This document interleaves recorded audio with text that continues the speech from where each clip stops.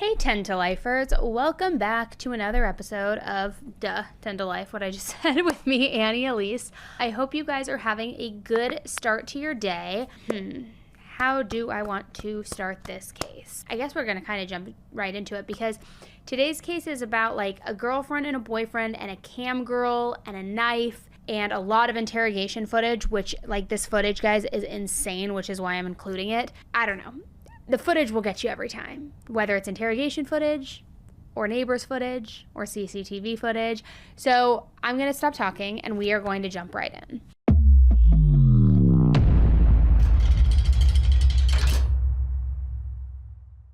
Matthew Trussler, who went by Matt, was born in Hopkinton, Massachusetts on January 11th, 1994. He was the baby of the family, and pretty much from day one, he always looked up to his older brother, Sean. Now, when their parents got divorced, they really leaned on each other for support and that sense of stability. When you're a young person who's going through a big life change, it can be really helpful to have somebody like that in your life, somebody that you can really just rely on no matter what, right?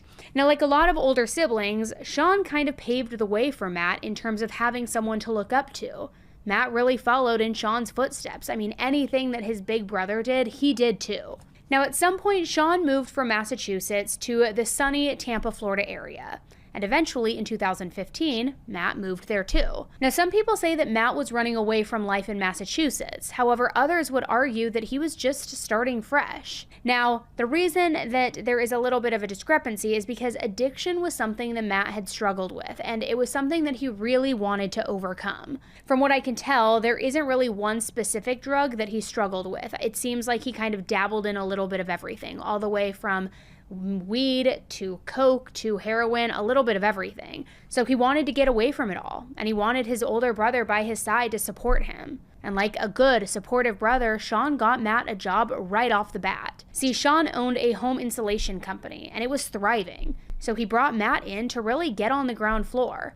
And it just goes to show Sean was always there for him and really ready to pick up any of the broken pieces that Matt's life kind of left behind along the way. But it wasn't like Sean was just going to do a favor for Matt out of feeling of obligation or something like that.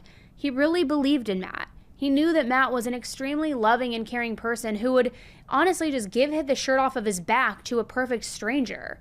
He was also a really hard worker who always showed up for his job, just ready to give 110%. Now, all to say, even though Matt definitely did have his personal demons, I mean, for sure he did, he was also serious about making a fresh start. And he was now in the perfect position to do that. He had the support from his family who lived close by. He had a job, and things were really looking up for him. Now, the only thing he didn't have yet, the only thing missing from his life, was romance. So Matt, like so many people do, take to their phone, to social media, download all the apps, and Matt went to Tinder. Now, I know some people on Tinder can be a little wishy-washy when it comes to actual relationship. I mean, it kind of had a reputation for being more of like a hookup app, at least back when I was on it 15 plus years ago. Maybe it's changed, I don't know. But it seemed like Matt got lucky when he went on this app. He came across a profile of a woman named Melissa Turner, and the rest was kind of history. Now, while they did have a lot of common interests, Melissa was very different from Matt. And maybe that's part of why they were so into each other. I mean, you know what they say, opposites attract, right? See, Matt was a pretty laid-back, reserved kind of guy who kept to himself. I mean, every now and then he could lighten up and he could be the life of the party, but it wasn't really his all-the-time personality. Melissa, on the other hand, she was very outgoing, especially online. In fact, she actually had a fan base on the internet. See, it all started when Melissa decided to lose 100 pounds when she was in her early 20s. Every single day, from 1 month to the next, she would post videos about how the process was going. She also confided in the internet and talked about how she was being bullied as a child, specifically for her weight. Well, the smaller that Melissa got, the bigger that her follower list became. And then she started branching out into other things, and it all started with her cosplaying. But then she became a cam girl, and she was really good at it. She had a ton of fans. Now, for those of you who don't know, cosplaying, let me just kind of break it down. Cosplaying is when you like dress up as something. I guess you could consider it role playing. Some people do like cosplaying and go to Comic-Con. Like it's just costume playing, dressing up, right? Being a cam girl and Forgive me if you're a cam girl watching this and I don't describe it perfectly, but I'm going to do my best from the interpretations that I've seen out there and what I know. But being a cam girl is when you go on webcam and you could still cosplay and dress up for things, but it's more kind of like having an OnlyFans slant where maybe people will give you sexual requests, you'll get more nude, you'll show them things, sometimes you'll have sex over the webcam, sometimes you'll self-pleasure, things like that. It's just more of like an explicit version. I think it's also portrayed in, what's that show? The really haunting show that I never want my kids to fall into. And as a parent, it terrifies me. What is it? It started in the pandemic. Euphoria. There's a girl on there who also does like cam girl stuff. And so when you do this, similar to OnlyFans, you collect this like wide fan base, right? It's like, people are watching you. Some people have a parasocial relationship with you. They think they know you. They think you're in a relationship. All of these things. So that's really where Melissa's life was at when she connected with Matt on Tinder. They exchanged some messages in April of 2017, and then they decided to meet in person, and they really did just click. They dated, and they got serious, and eventually they got engaged. By December of 2018, Matt and Melissa were actively planning their wedding and also buying their first home. The house was a beautiful tan color. It had palm trees in the front yard. It had a pretty decently sized yard with a nice in-ground pool.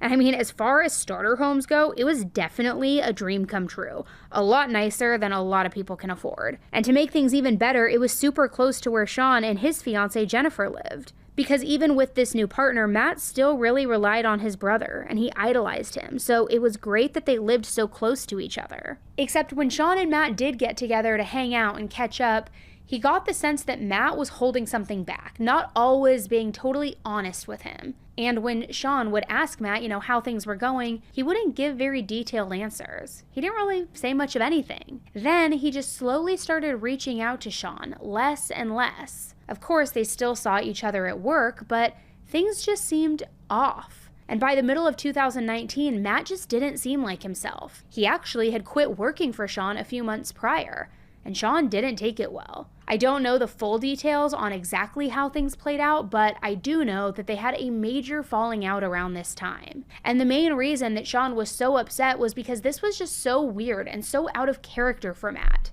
Remember, he and Sean had always had each other's backs through thick and thin, all growing up. I mean, it was the whole reason why Matt even was in Florida to begin with. So Sean had a sinking suspicion that Melissa was like this devil on Matt's shoulder, kind of telling him to quit, telling him to distance himself from his brother. And if you have siblings, you're probably familiar with this feeling, right? You know who your brother or sister are at their core. You've seen them grow up. You've seen them figure out who they are as a person. So if and when they start dating someone new and they change, and not necessarily in a good way, it's not too hard to pinpoint exactly what the problem might be, right? Now, of course, it wasn't like Sean could really see what was going on behind closed doors in Matt and Melissa's home. But he just felt like this nagging suspicion, this feeling that maybe Melissa wasn't this amazing person and this amazing partner that Matt had really made her out to be. So for 6 long months, the brothers were no contact, which I'm just going to take a guess and say that was probably the longest they had ever gone without seeing or talking to one another. Every day, Sean wondered how his younger brother was doing. Was he happy? Was he okay?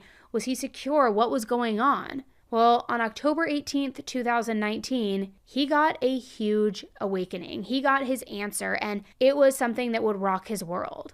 Because that's when a call came in to 911 at around 8:30 a.m. On the other end of the line was a woman, and she was clearly frantic and very upset. 911, what is your emergency? I woke up on my boyfriend. He was outside this morning. He's cold. He's gone. The kitchen's a bloody mess. He's not breathing. Why is the kitchen a bloody mess? I don't know. What's your name? Melissa Turner. Now I know, it's hard to tell what exactly was going on based on that call alone. Melissa's sentences were a bit jumbled, going from detail to detail. There's blood everywhere, he's cold, he's gone, all of the things. The first responders rushed over to see what they could do, but by the time they got there, it was too late. Matt was pronounced dead on the scene. And right away, they could tell that Matt had been murdered. So of course, the police immediately got involved. And one of the lead detectives said that the scene was without a doubt the bloodiest she had ever seen. Melissa had blood all over her from trying to give Matt CPR.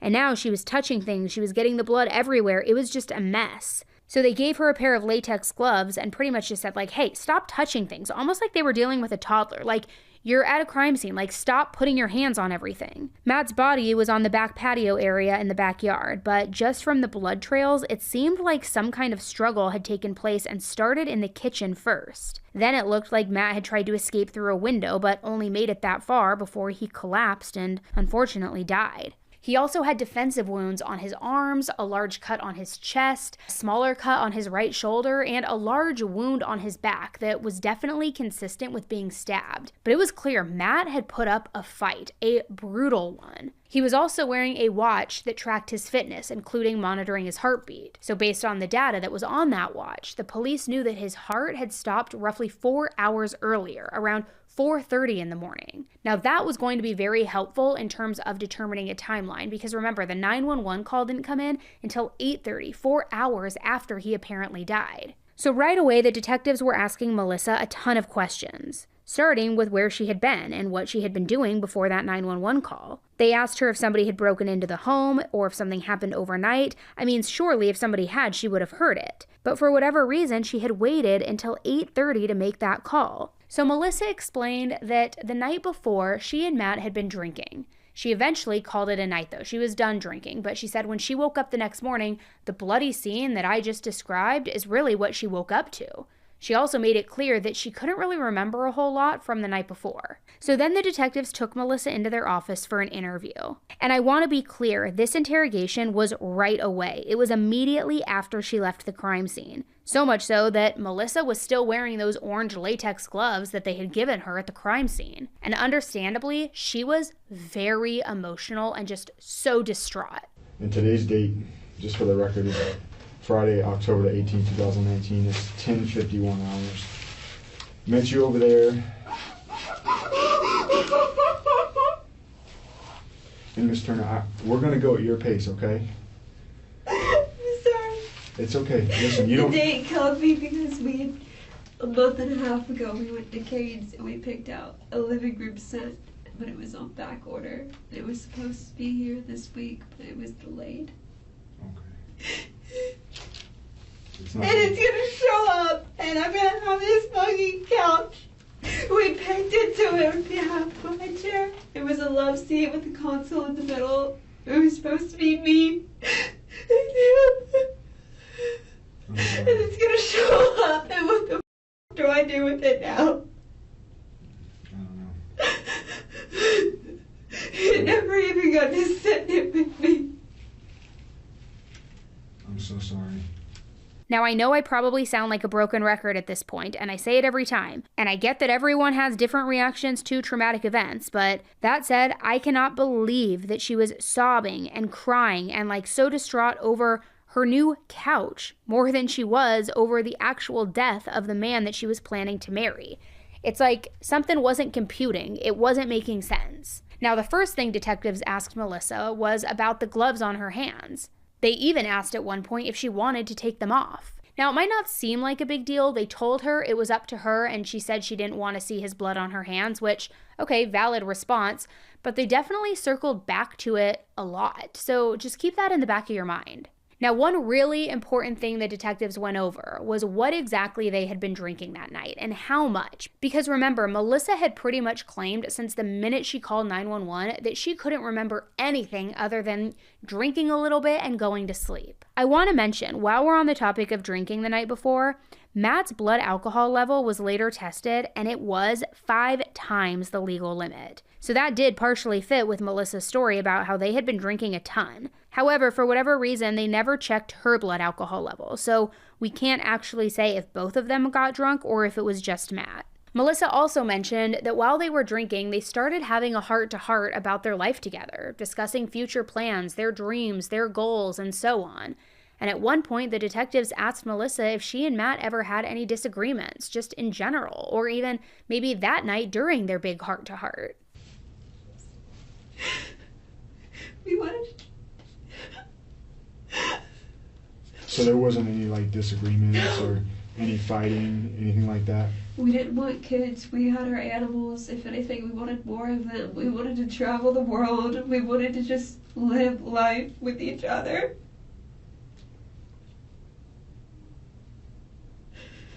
What was his mood last night when you guys were talking about this? Is he just kind of talking about it and brushing it off? Was he excited about it? Was he stressed about anything?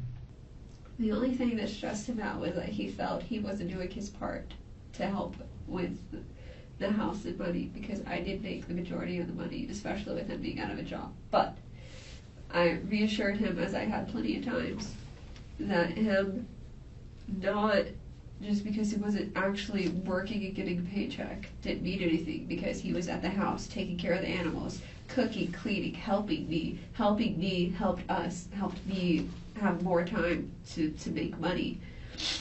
So in your opinion, he's holding up his end of the deal just Absolutely. by doing the housework and everything like that? Absolutely. And he was, and not even just doing the housework, he was fixing things around the house.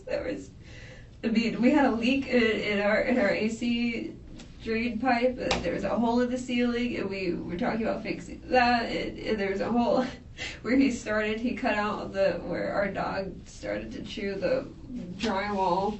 He cut it all out, and all he needed to do was put the drywall in and match it up.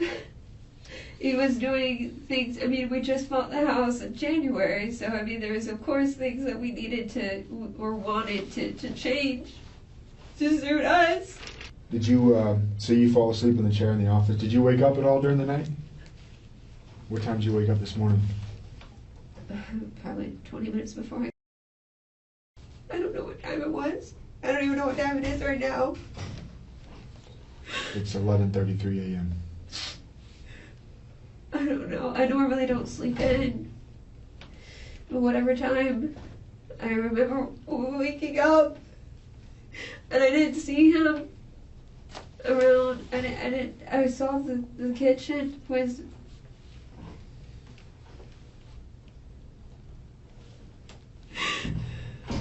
I didn't see him outside at first. I didn't see him there.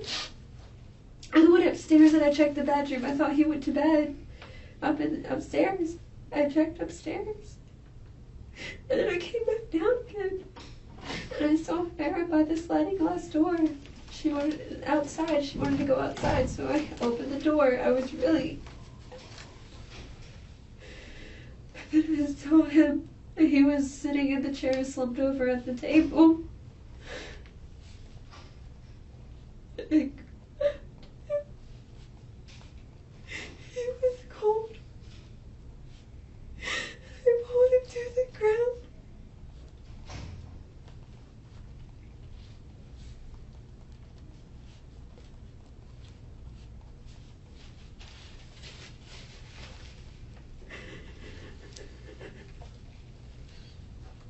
I'm sorry.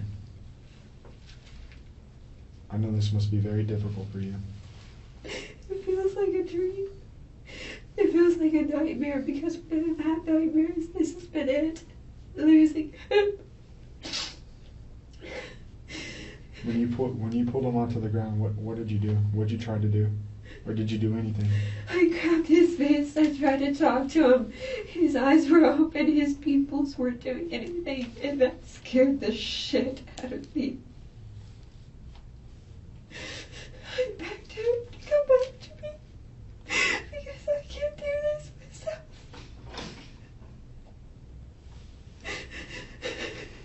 I put my fingers. I tried to check for a pulse.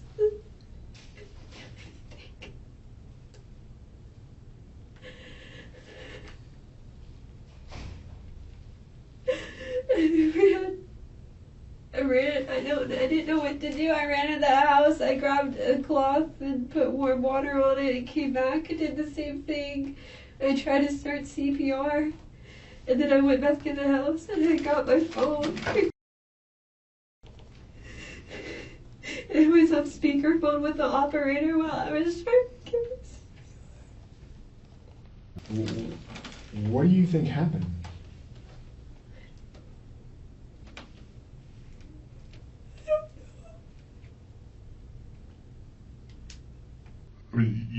You understand just from our standpoint, obviously, we weren't there last night. If you could just take your best guess of what you thought could have happened. I don't know. I woke up to just see the kitchen a bloody mess.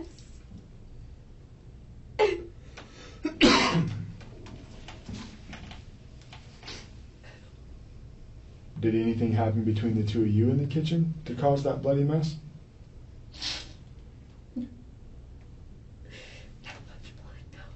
Did he have any issues with anybody else? In what way do you mean? Like, does he owe, I mean, is there anybody out there that wants to hurt him? Shouldn't be. I mean, maybe my ex, he did try and shoot him before. When was that?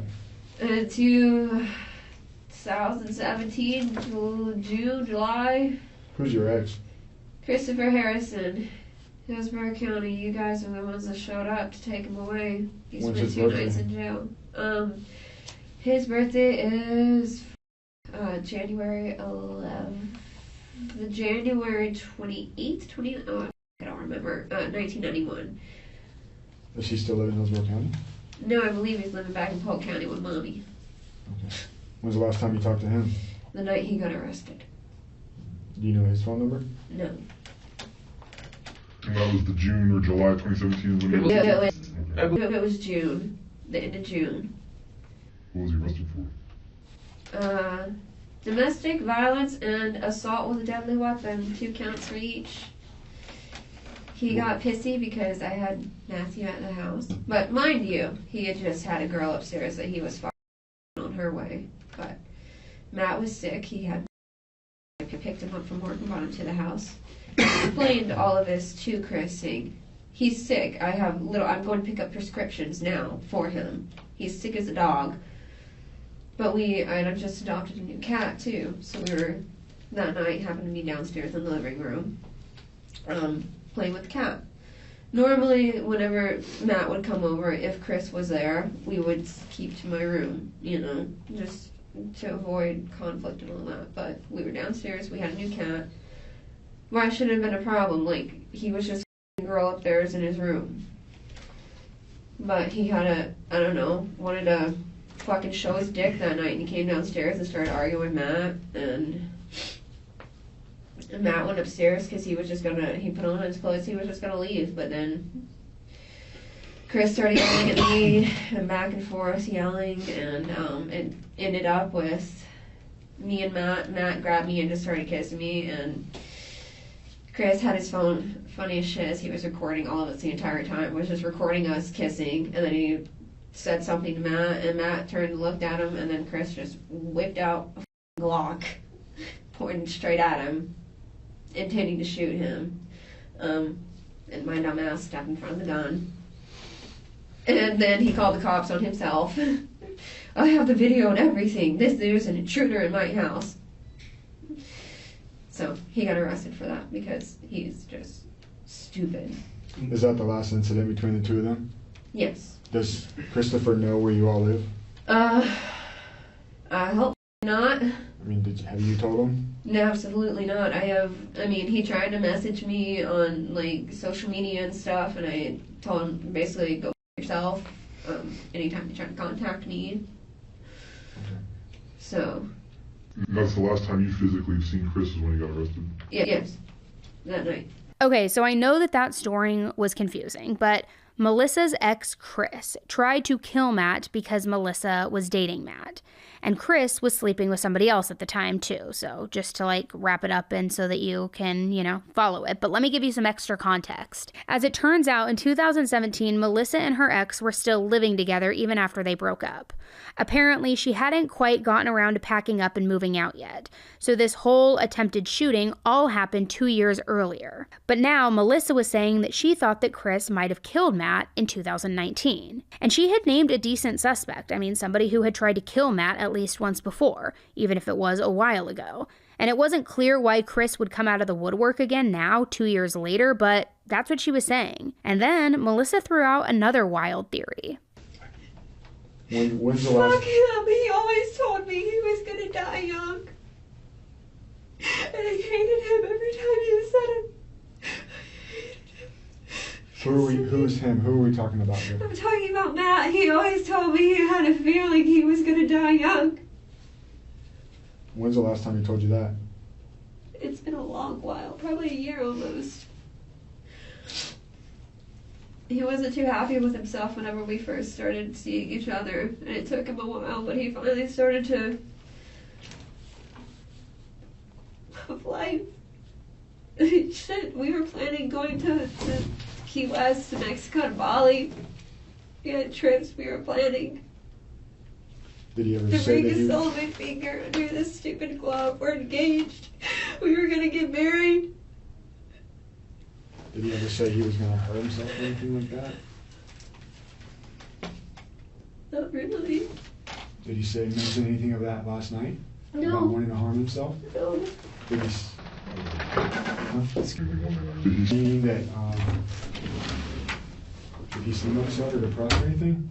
I know he was stressed. No, out. but he always did his damnedest to hide it from me whenever he was sad or depressed. So, he did everything he could to hide it from me, even though I could tell, there was always a part of me that could tell when he was upset or sad. Mm-hmm. But he did his damnedest to hide it from me as best as he could. So it's safe to say the detectives knew that this story made no sense. I mean, it was clear that there had been a struggle, and the stab wound was to his back. I mean, it didn't exactly scream self-harm. Do you have any injuries on your person? I was wearing... You weren't wearing those gloves. No. The deputy at the scene gave them to you? Here, let me get the trash can. What happened? I see you got a Band-Aid on I your was left just going to ask you about that. What happened there? We just went to the outlet stores. Outlets. Mm-hmm. And we went to the Nike store and got new shoes. I have a blister from mine from when we were taking the dog on a walk.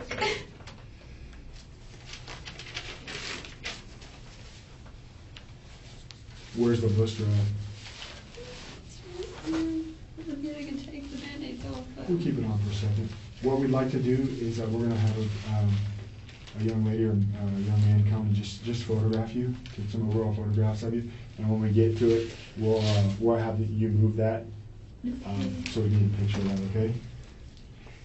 Would you mind I taking think I did grab the glass though. I was going to say, would you mind just taking those gloves off for me? You can put them right in that trash can. Yeah, I have a little cut in here. But Can we see your right there. And that's from what? I think it's from grabbing the glass. Because I know there was the broken glass this morning. I'm sorry, this morning's not the clearest thing in my mind. Wait. Do you know where or I remember what? it was a hard rock glass, I believe, in the kitchen, and I think I picked up a piece of it on the floor. We looked a little bit more. We thought your scratch was kind of small, but then we saw that it was bigger. Mm-hmm. But we also saw, like, it looks like we call it abrasion, but maybe a scratch. Tell me about that on the left side of your neck. Yeah. This, that I don't have an actual explanation for you besides, I mean, I don't know. I could have done it myself this morning for all I know, going through my panic attacks and stuff, because I don't hurt myself, but sometimes I do, like when I have an anxiety or a panic attack, I'll grab at myself without realizing it. So I don't know if that's that, but I don't know. Did somebody else scratch you? Nothing I know of, no. Would you know if somebody scratched you? Mm-hmm. Okay. Because you said not that I know of, so. I mean, I don't know if where he it scratched came me, from. I would know he scratched me type of thing. That's why I'm asking. I have no, like, real explanation for it besides, like, I do this when I get anxious, and this morning's been a fucking roller coaster, and it's all been down, you know? No, I know. And earlier when we were talking to you, we didn't know about that, so that's why we didn't ask you about it. I don't know. Scratch on your stomach, or the abrasion on your stomach when the Miss Patel was taking photographs, you had a red line. Yeah, the right mark there. on my stomach. Could be from leaning over the counter, or I don't know. It's a straight line, so it's not like I got hit or something. Okay. I mean, I don't know if you looked at the photo, but it's like, it looks like I leaned over something wrong, or like. It's very level. I would say. Yeah, it's that's very what I mean. level. Like, I could be like me leaning over the counter or something like that. I mean, we putting up the pumpkin man, doing a little bit in the yard in the garage yesterday, and I'm accident prone. And you said, tell me again how you cut yourself? I don't remember exactly. Because I remember it was this morning, because I remember getting some of the blood on him. I think I was looking for a phone, and I was panicking and picked up the glass, because I knew it was this morning. I remember that. I think I just couldn't find a phone at the time between the mess that the kitchen was, and I was just panicking. That's a pretty significant cut. Yeah, well, I was panicking pretty fucking bad. Does that look like a glass cut? I don't know what it looks like. I don't know. Okay. I don't. It must have been a pretty big piece of glass. Well, I remember there was the glass in the kitchen was a big mug. Okay. So it could have been that. I picked that up and was panicking, kind of. I don't know. I just remember it was this morning. Now keep in mind, this was all just the first half of the interview. It went on for a really long time. And in the meantime, the police were busy with other important work. I mean, first of all, while Melissa was in the interrogation room answering all of these questions, the officers were informing Matt's family of what had happened to him. Now, even though Sean was Matt's closest family member, I mean, both in terms of geography, because they lived really close, but also emotionally too, they started by telling Matt's mother what had happened. Then she was the one who reached out to Sean to explain things to him. Now for Sean, it was like a punch straight to his heart. Obviously, it's always terrible to learn that someone you love a lot has died and died suddenly, but it was even more heartbreaking for him because of the last 6 months. I mean, he hadn't even seen or talked with Matt. So knowing how close they had been for their whole lives and then just finding out that he had died, I mean, it literally makes me sick to my stomach. That feels like it would just be absolutely devastating. He never got to tell him goodbye, never got to hug him one last time or tell him how much he loved him. I mean, no matter how tense things were between them at the end, I have to imagine that Sean had a lot of regrets about not patching things up while he still had the chance. It's just heartbreaking. Something else important that was going on at this time, besides informing the family, was that there was also a team of investigators at Matt and Melissa's house. They were gathering evidence and they were talking to other witnesses. And apparently the next door neighbor had heard about what was going on at the house, which, I mean, I'm sure that there was probably a huge police presence, and you know how it is. You see the squad cars with the flashing lights, the police tape, you kind of like want to be nosy and know what's going on. I mean, at least I do. So someone ended up coming over and they asked what was going on. And when they realized that it was a murder investigation, the neighbors ended up telling the investigators that they had a camera on their house. It didn't point directly into Melissa and Matt's backyard, but it was close enough to their backyard that they might be able to hear something. So this was huge, and the investigators immediately got the footage and started reviewing it. Like, this could break this case wide open. And it turns out the camera was attached to the garage, so at first, the detectives kind of worried that maybe it was too far away from where Matt's body was found, but when they watched it, they could hear Melissa's call to 911. As we know, she called from that back patio where Matt's body was, so now the police knew they could hear the things that were going on back there on the patio. So they worked backwards, seeing if there was anything else that had been recorded. And there was. Between 4:30 and 5 a.m., the camera picked up a lot of arguing and shouting between a man and a woman, presumably Melissa and Matt. So this was already not matching up with what Melissa had told the detectives. I mean, number one, because she told them that she had gone to sleep around 10:30 or 11, and she had slept through the entire night, but number two, she had told them they didn't really fight. I mean, more importantly, she had told them that they rarely ever fought, and that they hadn't fought or gotten into an argument that night. So like I said, things were not matching up here. The woman on the recording also said some pretty nasty things like, "Get up and go die."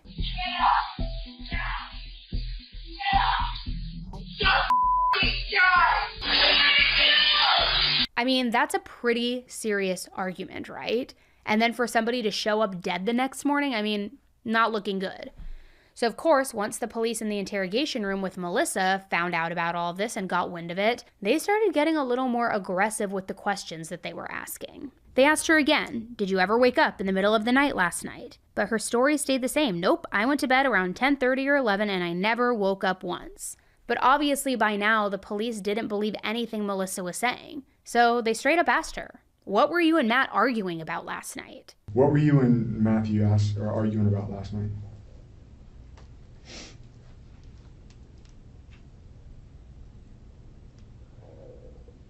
I don't really remember.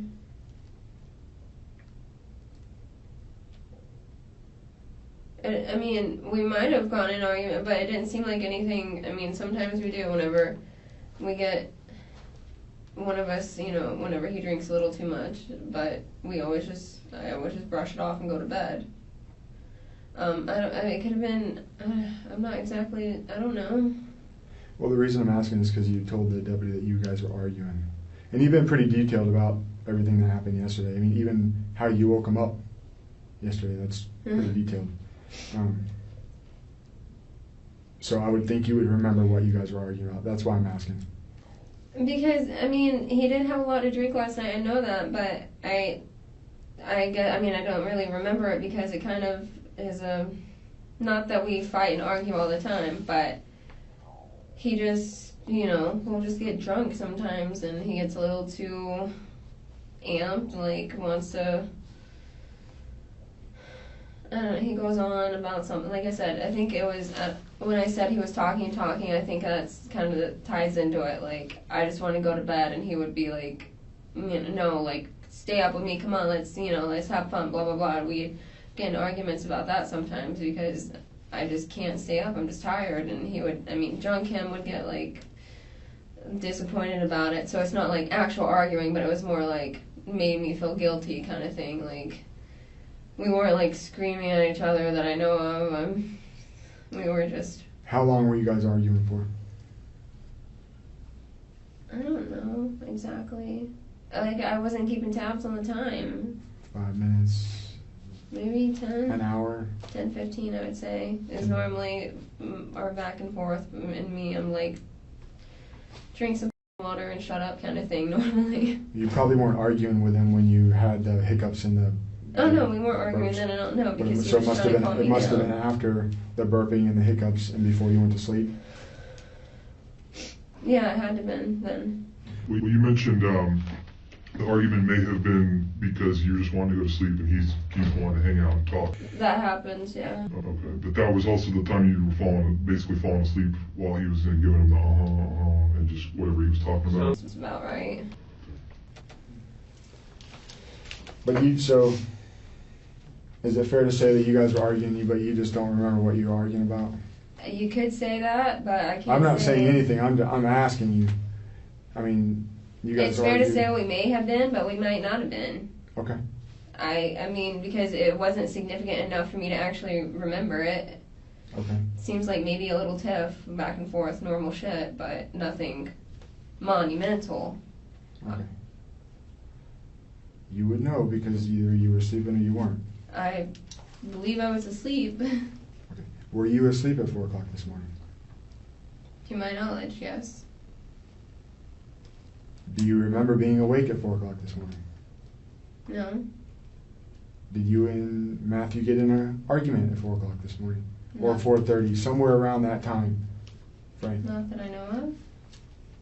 Okay. Any time between when you went to bed at 11 to when you woke up, I think you said 20 minutes before you called us, right? It was right around, yeah. So let me just make sure I have the right time so I'm not talking.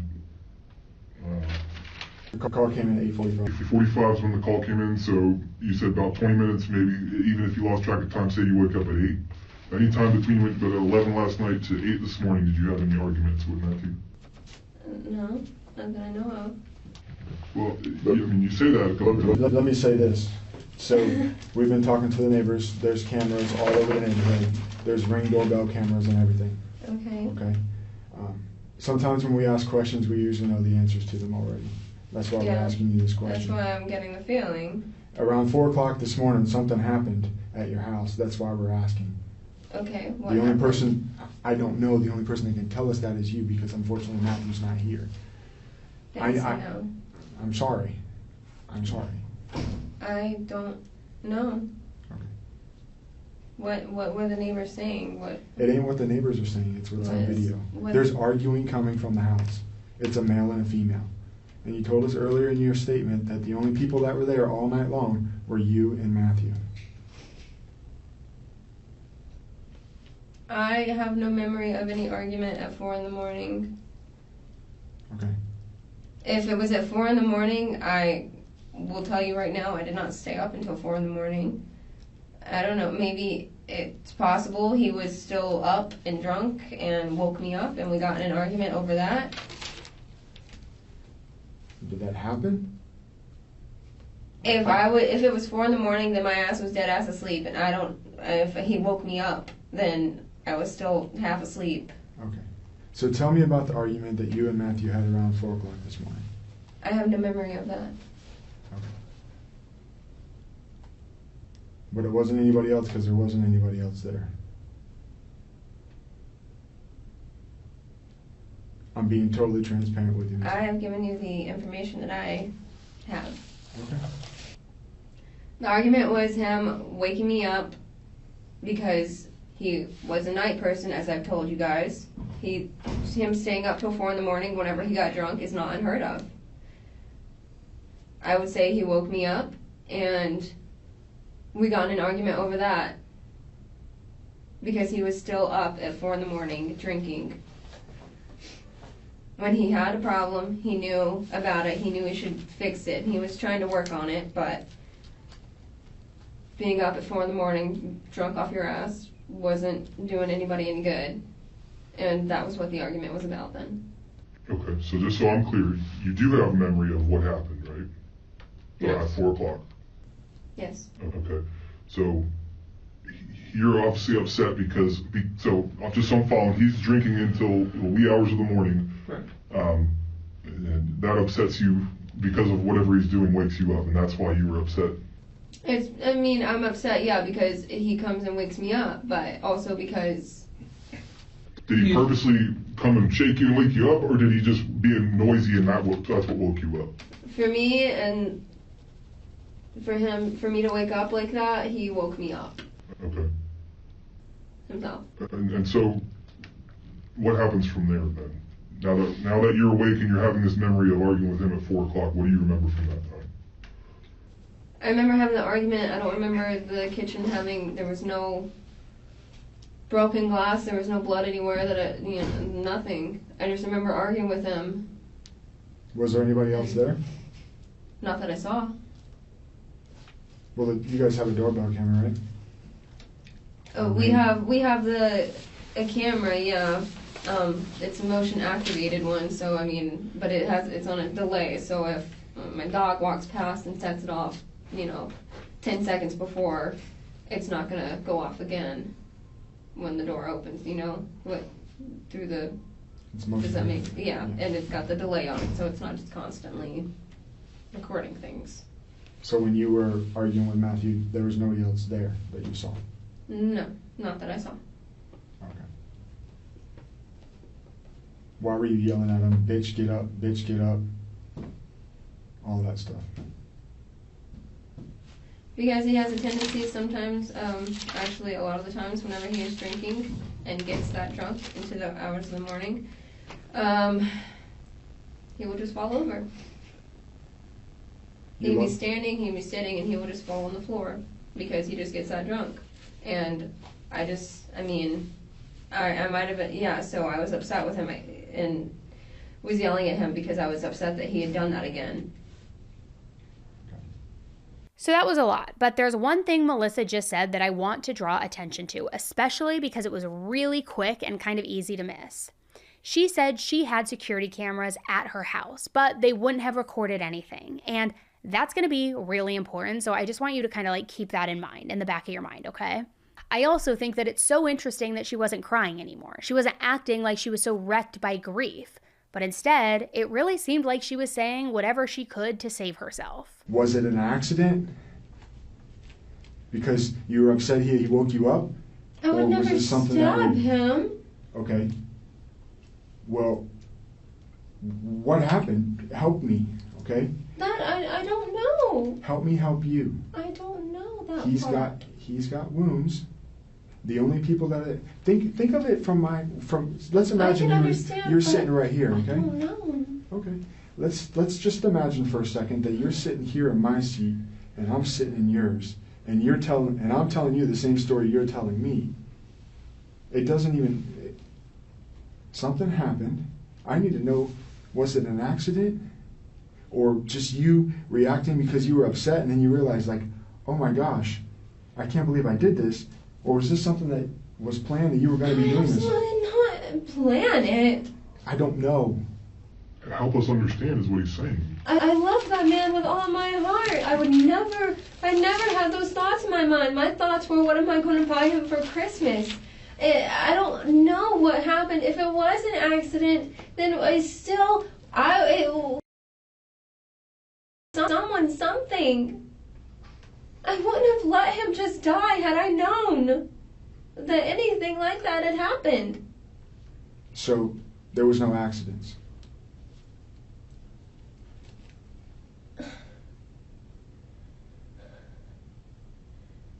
I did not. Because I'm gonna give you another little tidbit. There was something else that was overheard on that video. What? I'm not going to tell you what it was. I'm not going to give you everything. I told you I've been doing this for a little while. I'm not going to give you everything. I've given you enough. I've given you enough. You said something else. It doesn't look very good for yourself in regards to this incident. I want you to think back about that argument that you had and everything that you were saying, or that you could have said. You made a statement. I'm not going to tell you what it was. But what I will ask, what did you do? Which one? This one? Or this one? That one is not me. Tell me about this one. I know that you wouldn't intentionally do it, but I know that an argument happened, and the only two that were there were you and him. He's dead, you're not. You got a slice on your hand. A slice. That's what that is. It's a slice. How did that happen? It's not from glass. I can tell you that.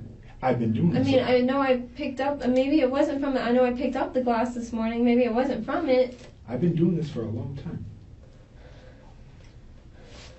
This one? It is This that one. one. It's this one. Tell me. Tell me what happened. He pissed you off then. You didn't want to get up. He drinks too much. He called you names. You didn't like it. You got fed up with it. You said, you actually said, go f yourself. And he's told me to go f myself. I know. So help us understand that he's telling you you're saying you're not a cold-blooded killer, right? Okay. So obviously something happened because Matthew isn't with us. So what we're trying to get is what led to that versus the other side just makes you look like a cold-blooded killer if you sit here and say you don't know. Listen, I just held my hands out, and when I said this one or this one, you said not that one, that one. I would not. I don't think you would intentionally do it. I don't. I see all those tears right there in the middle of your chest. I need to know why. What happened? The only person that could have done this is you. You're the only person there.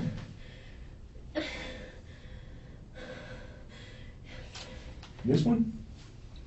Or this one? I don't think you're this one. He's never. He was never violent towards me. So why did you react that way? I'm asking you.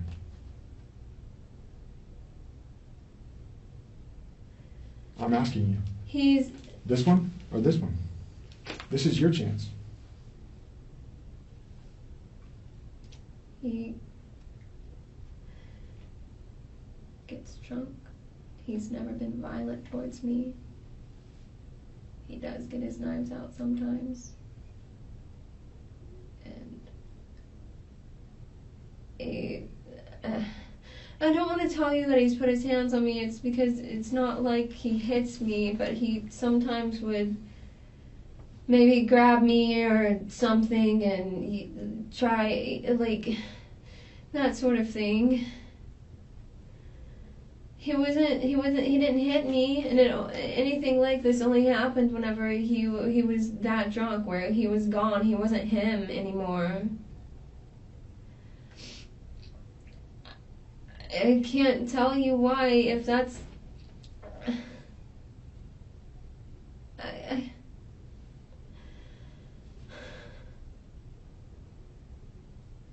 So eventually, Melissa said that while they were fighting, she pissed off Matt, and things escalated. He had a knife, and she was fighting to get it out of his hand, and that's how she got cut. But then, conveniently, just as the detectives were about to really get somewhere with Melissa, and she was starting to, panic and get careless with her words, she just shut the whole thing down. And she asked for a lawyer, which is her right to do.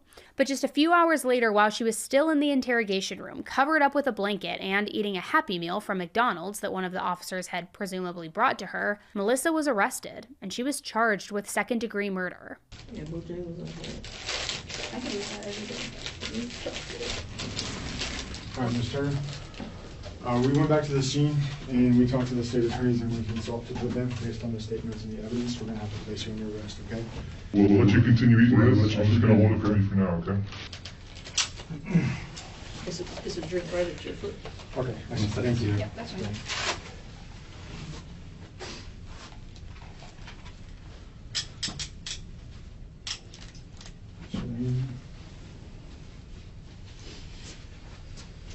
Double cuff.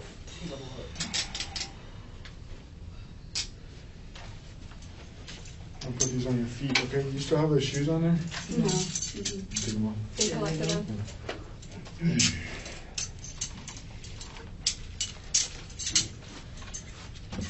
No, please don't kick me. Move your leg forward a little bit so you can get to it.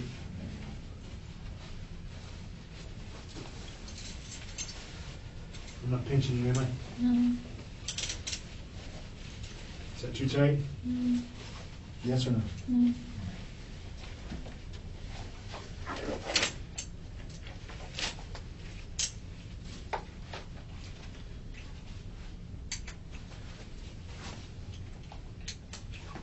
We got to do some paperwork and then we'll get you over to the jail. Meanwhile, we're going to move you over to the other holding cell and we'll let you eat that, okay? Do you want to know what you're being charged with, or?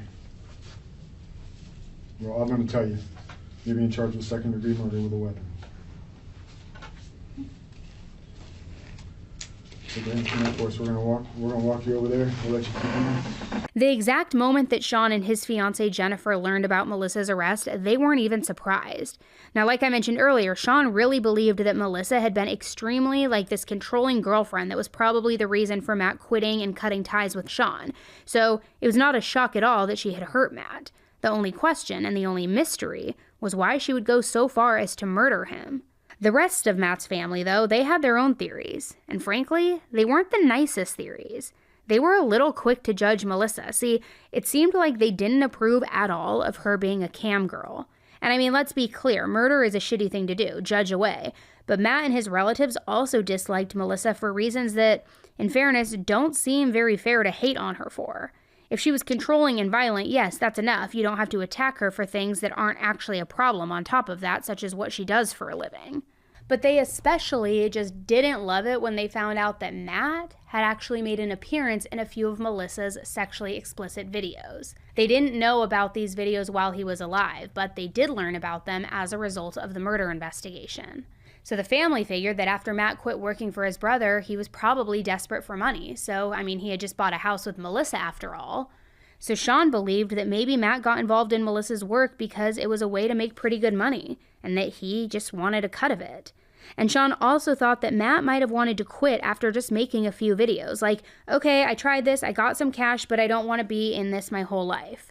So in Sean's mind, Matt told Melissa that he wanted to quit. They argued, and then she killed him. Now, like I said, this is all just one theory, the one that came from Matt's family. I'm not saying that if you do sex work, you're desperate for money, or that it's only something somebody would really do in a super desperate situation. Really, it's hard to even know the full story without Matt here to explain. He could have loved being a part of those videos for all we know. Who knows? Maybe it was a situation that just sort of kind of built and built over time, sort of like the Courtney Clenny case, where the relationship's toxicity and God only knows what else just piled on until one day Melissa snapped. I mean, as people who ingest true crime pretty much daily, we always want a reason and a motive to really put things together in a way that we can understand.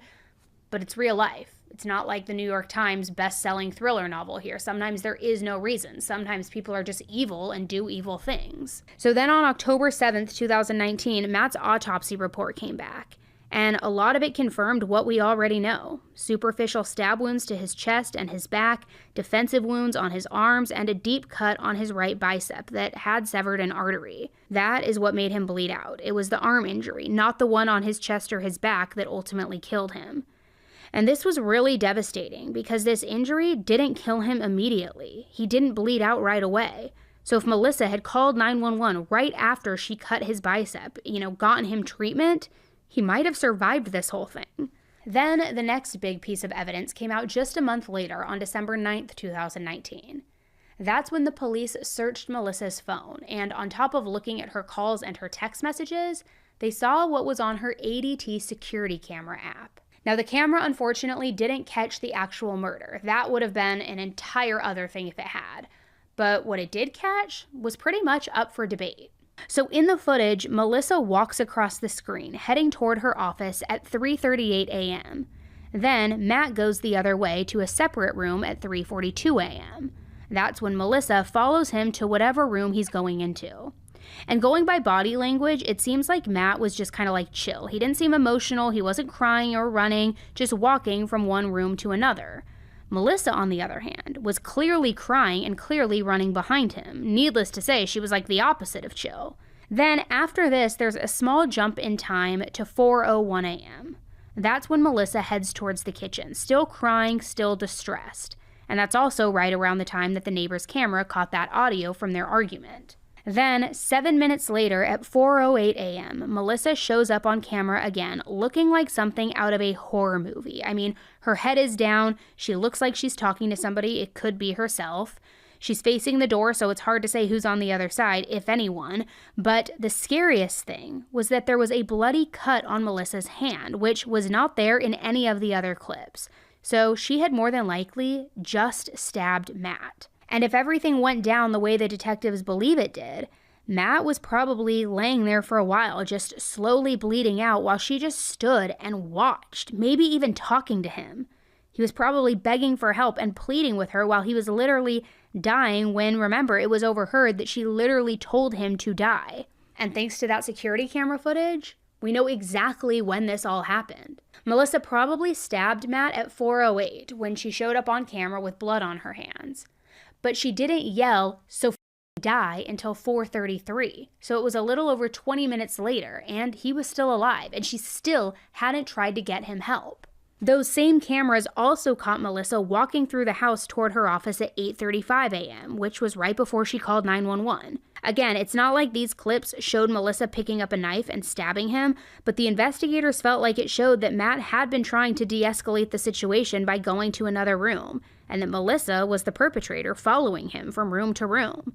Not to mention, if this was a heat-of-a-moment thing, you would think that she could have called an ambulance once she had calmed down after a few minutes, while he was still bleeding out. But she didn't. She just coldly watched him die. Now, even with how bad all of that looked, the state still offered Melissa a plea deal. They said that she would only have to serve 25 years if she pled guilty. But her lawyer came back and said, nope, no thanks, make it 5 years or else we're going to trial. And obviously 5 years wasn't about to cut it, so the offer was dismissed and her case went to trial. But just a few days before the trial was supposed to begin, she gave an interview with a local news station. And then turned me around and he had his hands around my throat.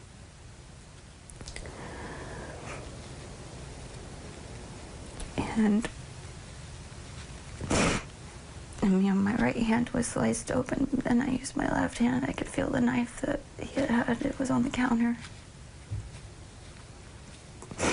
And that's when he picked it up because he wouldn't stop. I thought he was gonna kill me. That's where the stab in his back came from. I mean, I'll just be honest. We knew self-defense was coming since she already had said in her interrogation, that Matt had started the fight that night. But Matt strangling her, I mean, this was definitely new, and it was out of left field. Which her trial began on Valentine's Day, 2022, which how sick. I mean, on a day that was supposed to be about love and being, each other's soulmate and all of these things, she went to court and tried to justify her killing her fiance. The prosecution was arguing, obviously, that Melissa had killed Matt in cold blood. They were very clear in their opening statements that this was not an accident. It was not self-defense. It was murder. But when Melissa had a chance to testify in her defense, of course, she made herself look like the victim. She said that after Matt woke her up at 4 a.m., he got violent and he tried strangling her. And her exact words were, "He had pushed me into the countertop. I had marks on my stomach, and then he turned me around and had his hands around my throat. We ended up struggling back and forth for the knife. I got my hand sliced open."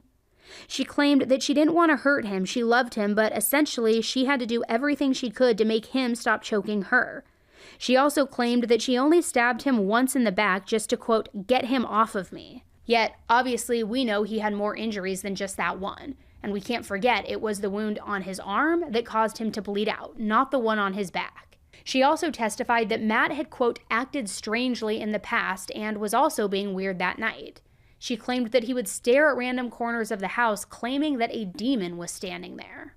Like I said, the prosecution was buying absolutely none of it. But at one point, she started crying during her testimony. I mean, this was crazy, and this wasn't even the half of it. I mean, insinuating, are you just crying because you could cry on cue? I mean, it got even worse.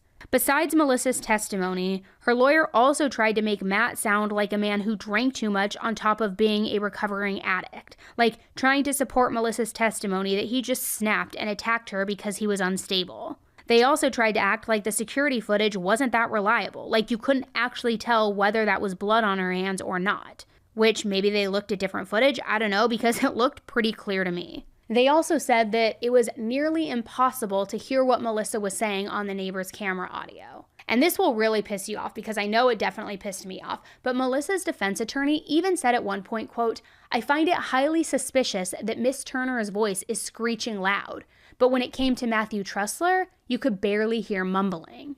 So he was trying to imply the audio had been tampered with, like Melissa was louder because somebody had added her voice or amped it up somehow.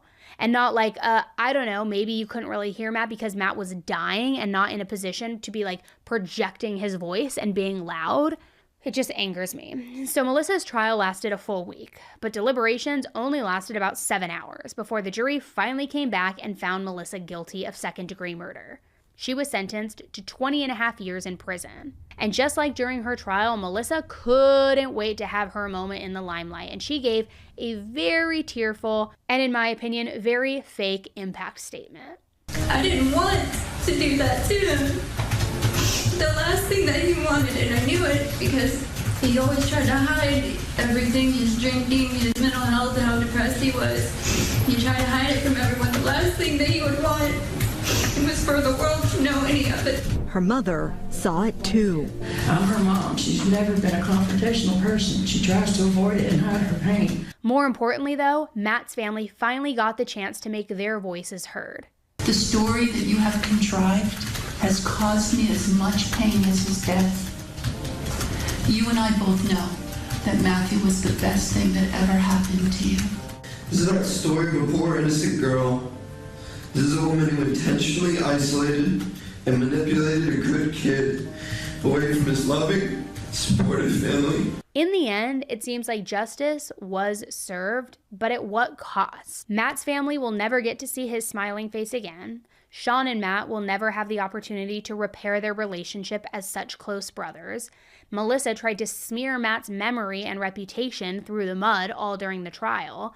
And for what? What was the motive? What was the reason here? He was taken so young. And for what? Because she was mad at her boyfriend and they were drunk together? Was it because he didn't want to do cam work anymore? Like, we still don't know the answers to why that happened. Honestly, we don't. And it could very much have been a Courtney Clenny situation like I alluded to earlier, which if you aren't familiar with that case, I will link it in the show notes. I'll try to remember to link it in the show notes, but it's the OnlyFans murder, where Courtney and her boyfriend Christian had this very tumultuous, very toxic relationship. She was an OnlyFans girl, similar to how Melissa was a cam girl.